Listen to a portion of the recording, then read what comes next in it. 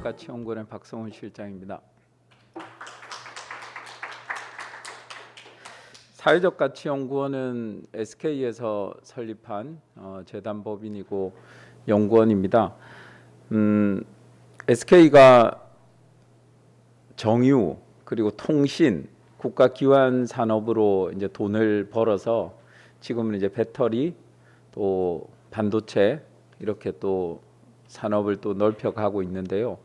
국가기반 산업으로 돈을 번 기업이다 보니 회장 스스로도 말씀하시길 나라의 부침이 곧 기업의 부침이다. 그래서 결국은 나라가 잘 돼야 기업도 잘 된다. 그런 그 시대 정신을 가지지 않을 수가 없을 것 같습니다. 그런 의미에서 이 SPC라는 것도 한번 정책을 제안해보는 그런 과정인데요. SPC가 뭔지를 먼저 설명을 좀 드려야 될 것 같아요. SK는 그 증폭되는 사회 문제를 해결하기 위해서 성과 비례 인센티브를 제안을 하게 됩니다. 이게 왼쪽 그림을 보시면 사회 문제가 해결되는 속도보다 발생하는 속도가 더 크다, 너무 크다.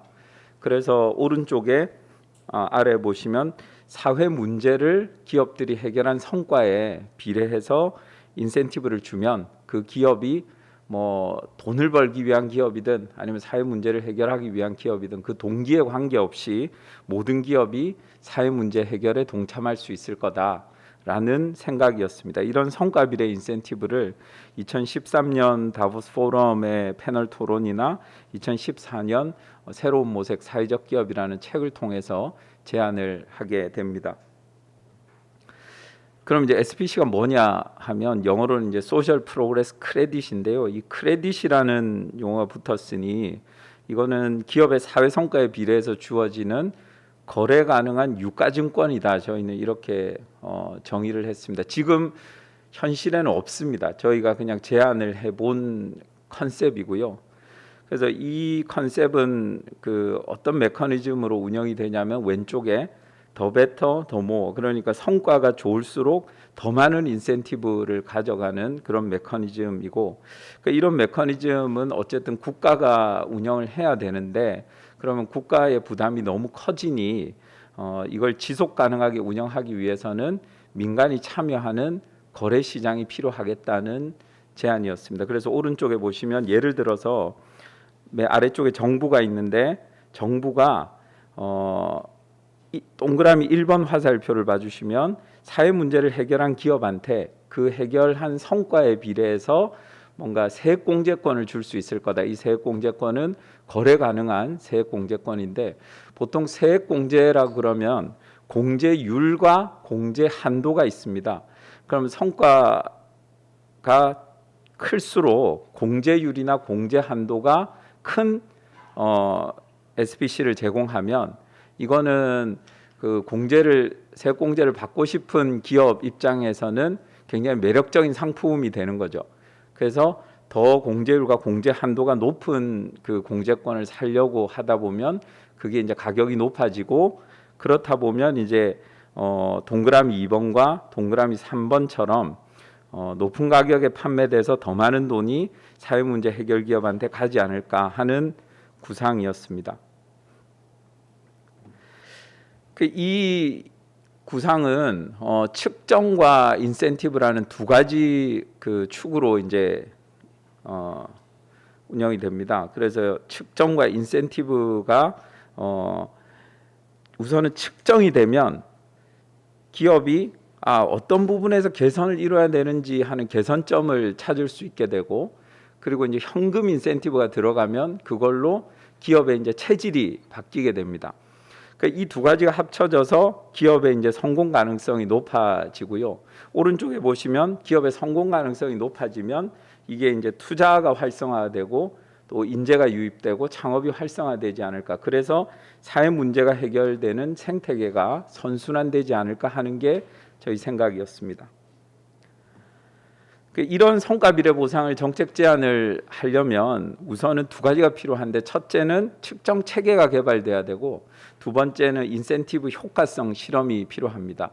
그래서 이제 2015년부터 사회적 기업이 사회 문제 해결을 미션으로 하는 데니까 가장 좋은 어떻게 보면 정책 실험의 장이다 이렇게 생각을 하고 2015년부터 이제 실험을 시작했고요. 이건 이제 연 단위로 운영이 되기 때문에 연 단위 일정표를 한번 보여드리면 매년 한 30개 정도의 기업을 그 6월 달에 모집을 합니다. 이게 이제 2015년부터 시작해가지고 2024년까지 총 10년간 선발할 예정이고요. 그러면 이제 10월과 11월 또 11월, 12월 때는 가측정, 이제 측정을 한번 연습을 해서 베이스라인을 먼저 만들고 이거 대비 얼마나 성장했는지를 이제 봐야 되니까 베이스라인을 만들고 그리고 이제 측정 지표를 서로 합의하는 그런 시간을 갖게 됩니다. 그러면 그 첫 해는 어떻게 보면 한 6개월 정도 연습하는 해가 되는 거고 그 다음 해 1월 1일부터 12월 30일까지 1년을 꼬박 이렇게 실제 측정을 해가지고 차차년 2월부터 4월에 이제 본 측정을 하게 되는 겁니다. 그러니까 들어온 다음 해부터 꼬박 1년을 이제 측정하고 인센티브는 차차년 5월에서 6월에 지급이 됩니다. 이거를 이제 3년간 계속 하는 거고요. 마지막 이제 보상은 한 28년 정도 예상하고 있습니다. 아래쪽은 저희가 19년까지는 매년 어워드 행사를 오프라인에서 열었는데 20년부터는 이제 온라인으로 열고 있습니다. 올해 내년은 아마 이제 또 오프라인으로 열 수 있지 않을까 생각을 합니다. 그래서 이제 어떤 기업이 들어오냐라고 하면 이 데이터에 어떤 기업이 있냐라고 하면 저희가 최근에 고용부 인증 사회적 기업하고 비교 분석을 해본 결과 이 참여 기업이 우리나라에 인증받은 이 사회적 기업 모집단을 잘 대표하는 샘플이다 이런 결론을 얻을 수 있었습니다. 그 말은 무슨 말이냐면 성과가 좋은 기업만을 이렇게 선발한 건 아니다 하는 말씀이고요. 왼쪽에 보시면 참여 기업 특성이 있는데 지금까지 이제 작년 기준이죠. 그러니까 올해 지금 막 선발을 하고 있거든요. 그래서 작년까지 326개, 평균 업력이 8년 정도고 평균 종업원 수는 35명 정도 되는 규모의 기업입니다. 이게 참고로 아래쪽에 보시면은 고용부 인증 사회적 기업의 평균 업력은 10년, 평균 종업원 수는 23명이니까 조금 더 젊고 조금 더 많이 고용하는 그런 특성을 보이고 있습니다. 이 기업들이 오른쪽에 보시면 65%가 참여 이후로 재무 성과가 상승했고 또 45%는 재무 성과와 사회 성과가 동시에 상승하는 효과를 얻었습니다. 이게 이제 DBL이라고 더블 바텀 라인, 바텀 라인이라 그러면 손익계산서의 맨 아래, 즉 이제 얼마의 손익이 있냐 하는 부분인데 더블이라는 거니까 재무적인 것뿐만 아니라 사회적인 손익까지 동시에 보겠다. 그래서 그 두 가지 성과를 동시에 본다는 게 어떻게 보면은 이 데이터의 특징입니다. 그래서 SBC 데이터는 재무 성과도 데이터가 들어 있고 사회 성과도 들어 있어서 두 개를 같이 이제 분석하실 수 있게 됩니다. 2015년 프로젝트를 론칭한 이후에 참여 기업들이 누적 이제 3,275억 원의 사회 성과를 창출했습니다. 이거에 비례해서 이제 SK 계열사들이 십시일반으로 기부금을 만들어서 누적 527억 원의 현금 인센티브가 지급이 됐습니다. 이게 이제 22년하고 23년, 24년까지 이제 피크를 찍을 겁니다. 그다음에 24년에 선발을 종료를 하면 마지막 선발을 하면 그때부터는 이제 점점 이렇게 줄어들고 28년에 이제 이 마지막으로 데이터 모집하는 모으는 게 이제 셧다운이 되는 그런 모양새입니다. 그러면 이제 측정 보상 원칙을 좀 말씀드리면 그 15년 선발된 그 제일 처음에 선발된 44개 사회적 기업을 모델로 측정 체계를 만들었습니다. 이게 왼쪽에 봐주시면 측정 원칙은 사회 성과라는 거를 사회 문제 해결 성과다 이렇게 정의를 했고요. 측정 대상은 매년 기업이 창출한 사회 성과 중에서 미션에 부합하고 그다음에 미보상된 성과. 이게 무슨 얘기냐면 정부나 혹은 시장에서 이렇게 보조금을 받은 거는 제한다는 겁니다. 이거는 이미 보상 받았기 때문에 저희가 추가로 보상해 줄 게 없다 이렇게 이제 보는 거죠. 그리고 측정 방법은 화폐가치 측정. 이 화폐가치 측정이라는 거는 수요와 공급이 있는 시장이 존재한다고 가정하고 그 시장 가치가 얼마일지를 한번 추정해 보는 겁니다. 그래서 오른쪽에 보시면 이제 이게 2014년 말 정도에 이제 만든 측정 체계인데요. 4개 영역에 22개 표준식을 제시했습니다. 표준식이라는 얘기는 뭐냐면 상황에 맞게 변형해서 쓸 수 있는 거고, 이 22개는 어쨌든 저희 그 측정 시스템에 입력할 수 있게 이렇게 이제 창이 마련돼 있습니다. 이 4개 영역은 어떻게 정했냐 하면은 기업의 미션이 사회적이냐 환경적이냐 일단 이렇게 나누고, 그다음에 왼쪽에 보시면 사회적 가치가 창출되는 지점이 최종 제품 서비스냐 아니면 중간 프로세스냐, 그 중간 프로세스라면 이게 기업 내부의 거냐 아니면 기업 외부의 거냐, 이렇게 이제 나눠서 4개 영역을 정했습니다. 다시 왼쪽으로 돌아와서 아래쪽에 이제 보상 원칙이라고 있는데, 현금 보상을 어떤 원칙으로 하냐면 성과가 이제 100만 원이 나오면 약 25만 원 정도를 보상하는 겁니다. 이 25만 원을 보상하는 근거는 사실 정확한 근거는 없습니다. 그냥 저희가 한번 초기에 그렇게 세팅을 해본 거고, 여러 가지를 이제 참고했는데, 우선은 유사한 세액공제, 조세특례제한법상의 세액공제가 대부분 한 20%에서 30% 사이 정도의 세액공제 비율이니까 직관적으로 25% 정도면은 좀 받아들여지지 않겠나. 또 이제 중소기업 영업이익률도 참고를 했고, 또 사회적 기업의 자본 조달 비용은 어느 정도인가, 이런 것들도 참고를 해서 대략 25% 수준을 정했습니다.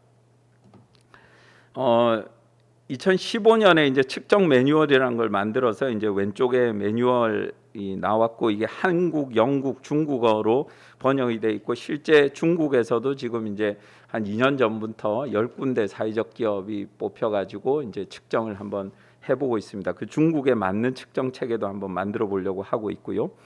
오른쪽에 보시면 자동화된 측정 시스템을 만들었는데, 이게 사회성과 인센티브 웹페이지에서 로그인을 하시면은 측정 시뮬레이션도 가능합니다. 그리고 이제 오른쪽에 참여 기업이 직접 이제 로 데이터를 입력하면 자동으로 성과가 계산되는 건데, 아래쪽에 혹시 잘 안 보이시면은 그 핸드북을 봐주시면 되는데, 로 데이터가 어떤 값을 입력하게 되냐면, 예를 들어 취약계층을 고용한 성과다 그러면 이게 기업이 직접 입력을 하는 겁니다. 취약계층 개별적으로 한 명 한 명당 아이디를 부여하는 거고, 이건 이제 익명 보장을 하기 위한 겁니다. 그다음에 그 개별 취약계층의 유형, 그러니까 취약계층 유형이 정부가 고용부, 보건복지부가 이렇게 인정하는 취약계층 유형이 아주 다양하게 있습니다. 그 유형들이 다 이렇게 클릭해서 검색할 수 있게 만들어져 있고요. 또 개별적으로 중증, 경증 뭐 이런 부가 유형도 선택할 수 있습니다. 연령도 중요하고요. 왜냐하면 이제 고령자, 중고령자에 따라서 이렇게 소득 수준이 다 다르기 때문에 그런 것들까지 감안하고, 근속 연수가 짧으면 성과를 많이 인정해주고, 오래되면 이제 경쟁 시장에 나올 만한 수준이 됐다고 보고 성과 인정 범위를 줄입니다. 그래서 이제 그런 그 근속 연수도 중요하고, 고용 형태, 업무 시간, 월급 이런 것들을 입력하게 됩니다. 그러면 자동으로 사람 한 명당 사회 성과가 얼마 이렇게 이제 계산이 되는 거고, 그거에 플러스해서 예를 들어 중증 장애를 가진 분들 같은 경우는 가족들의 돌봄 성과 같은 것도 입력을 하게 돼 있습니다. 무슨 얘기냐면 집에서 가족이 케어를 해야 되는데 회사에 나와서 일을 함으로 인해서 가족이 밖에 나가서 경제 활동을 할 수 있기 때문에 그런 성과까지도 같이 인정을 하고 있습니다. 그래서 이런 개별 상황에 맞는 기준값을 매년 이제 통계청 마이크로 데이터라든지 그다음에 이제 복지부 또 이제 고용부 데이터들을 모아서 전문가 자문을 거쳐 가지고 이 프락시 값들을 업데이트를 하고 있습니다. 측정 지표는 그 시장 가격과 이제 사회적 가격을 비교하는 방식입니다. 그러니까 시장 가격이 있고 사회적 기업의 가격이 있으면 요 차이를 비교해서 부가적인 가치, 부가적으로 창출한 가치를 성과로 인정하는 겁니다. 성과를 모두 다 인정해 주는 게 아니라 우리가 없더라도 시장에서 이미 창출될 만한 성과는 빼준다는 겁니다. 좀 보수적이죠. 근데 비교할 시장 가격이 없을 때는 공급 의사 가격이나 수요 의사 가격을 이렇게 추정하게 돼 있습니다. 예를 들어서 제품 서비스의 사회적 성과를 이제 본다 그러면 맨 위에 걸 한번 보면 아주 간단하게 자율적으로 가격 책정을 할 수 있는 거면 또 시장 가격이 있으면 일반 영리 시장 가격에서 또 이제 내 제품 가격을 빼고 곱하기 판매량 이렇게 이제 계산이 됩니다. 그래서 이제 그 시장 가격이 있냐 없냐, 그다음에 또 예를 들면 가격 책정의 자율성이 없는 공공 바우처나 그다음에 혹은 무료 서비스 같은 경우는 어떻게 이제 추정하느냐, 이런 것들이 이제 밑에 나와 있습니다. 이 측정을 사회적 기업이 한번 해보고 나면 어떤 게 달라지냐면, 예를 들면 경쟁 그 제품의 가격이나 원가 구조를 알아야 성과 측정이 됩니다. 그러니까 그 경쟁 원가 구조를 보면서 내 원가 구조를 들여다보게 됩니다. 어느 부분에서 개선을 이뤄야 되는지를 알게 되고요. 또 당연히 이제 판매량을 늘리기 위한 전략을 세워야 되고, 또 하나는 맨 아래쪽에 보시면 뭔가 경쟁 대비해서 품질을 높일 수 있는 여지가 어딘지, 내구성을 높여야 되는지 뭐 어떻게 해야 되는지 이런 것들을 찾아내야 되는 겁니다. 그래서 이런 면에서 경영의 개선이 일어난다는 거죠. 그 예를 들면 그 A사 같은 경우는 인센티브를 받아가지고 자사 제품의 환경 성과에 대한 연구를 진행을 했습니다. 그래서 그 연구 결과에 따라서 저희가 또 인센티브를 인정을 해줬고요. 아래쪽에 B사 같은 경우는 인센티브로 상담 공간을 매입했습니다. 그래서 임대 공간 비용도 절약하고 추가 상담 기회를 만들어서 공급량이 늘어나니까 매스가 만들어져서 기업이 이제 지속 가능하게 운영되게 되는 겁니다. 이런 효과가 있게 됩니다. 그래서 SPC DB라는 게 이제 사회과학 자료원에 이제 등재가 돼 있는데, 여기는 크게 SPC DB, 그래서 재무성과 사회성과, 그다음에 기업가의 특성에 대한 설문조사가 같이 붙어 있습니다. 그래서 여러분들이 쓰시는 이런 데이터는 재무성과, 사회성과, 기업가 특성이 붙어 있는 좀 아주 특징적인 데이터다, 이렇게 보시면 좋을 것 같습니다. 이 DB도 한계가 있습니다. 우선은 기업 실명이 공개 안 되는 면이 있고요. 일반적인 재무 데이터랑은 틀립니다. 향후에는 좀 정부의 자율공시 분위기에 따라서 공개되지 않을까 생각을 하고 있고요. 이게 사회적 가치라는 걸 측정하다 보니 이게 비용 편익이 100% 매칭이 좀 안 되는 면이 있습니다. 그런 부분들은 저희가 계속 지표 개선을 해나갈 예정입니다. 또 세부 측정 데이터가 제공이 안 되는데, 이거는 저희가 2015년에 시스템을 아주 급하게 만들다 보니까 시스템상의 문제입니다. 이건 저희가 시스템을 개선해서 향후에는 다 모든 세부 데이터까지 공개할 수 있을 겁니다. 또 실험 대조군이 21년 이전 데이터는 그렇게 구분이 돼 있지 않은데 21년 이후 데이터부터는 이제 실험군 대조군으로 구분돼 있어서 좀 더 엄정한 것을 할 수 있을 엄정한 분석을 할 수 있을 것 같습니다. 앞으로 이제 이 실험은 28년까지 데이터를 쌓고 이제 끝나기 때문에 계속 이제 후속 연구들이 필요합니다. 예를 들면 SPC도 지자체 확산될 거고, 또 이제 현장 실험이 끝나는 데를 대비해서 여러 가지 에이전트 베이스드 모델링 같은 시뮬레이션 연구도 하고 있습니다. 그다음에 이제 아래쪽에 보시면은 임팩트 스탁 연구라고 해서 오늘 발표해 주신 신현상 교수님하고도 같이 연구를 하고 있는데, 이런 사회적 기업 데이터들이 다 이제 모여서 뭔가 이제 저희 DB가 좀 더 풍성해지기를 기대를 합니다. 결론적으로 연구자 여러분들께 좀 요청드리는 거는, 첫 번째 SPC DB는 사회 성과, 재무 성과, 기업가 특성을 모두 갖춘 제가 조사해 본 바로는 세계 유일의 연구용 DB입니다. 근데 이제 이게 정책 실험 목적에 맞게 좀 그 다양한 분석들을 해주셔야 저희 입장에서는 효과성 분석이 됩니다. 그거를 가지고 정책 제안을 할 수 있으니까요. 그래서 측정 인센티브의 효과를 잘 보여줄 수 있는 연구를 좀 요청드리고, 심지어 이거는 효과가 없다, 뭐 이렇게 해야 효과가 있다, 이런 부정적인 연구도 얼마든지 필요합니다.